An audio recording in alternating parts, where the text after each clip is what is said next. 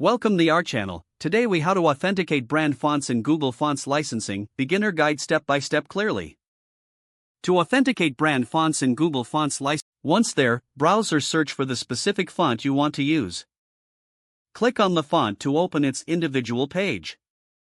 On the font page, look for the license section.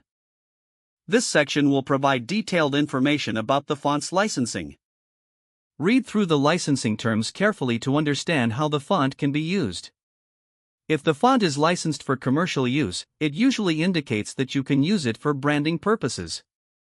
Next, download the font files if you intend to use them in design software. To download, click on the Download Family button located at the top right of the font page.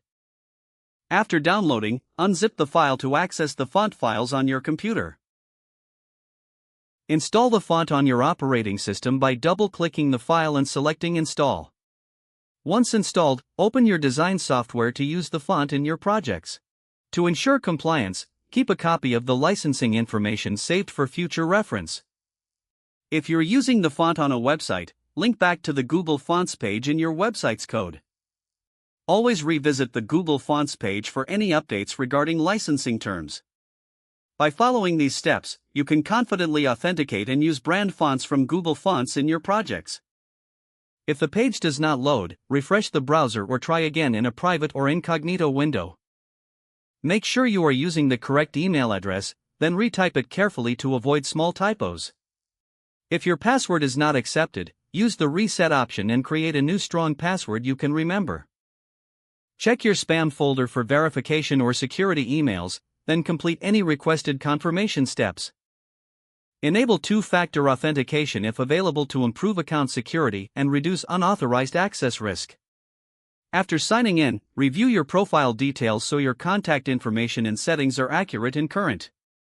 If you see an error message, note it down and try again after restarting your device and internet connection.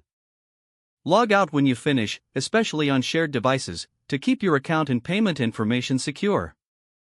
If the page does not load, refresh the browser or try again in a private or incognito window. Make sure you are using the correct email address, then retype it carefully to avoid small typos. If your password is not accepted, use the reset option and create a new strong password you can remember. Check your spam folder for verification or security emails, then complete any requested confirmation steps. Enable two-factor authentication if available to improve account security and reduce unauthorized access risk. Don't forget to like this video and subscribe to our channel for more step-by-step tech guides.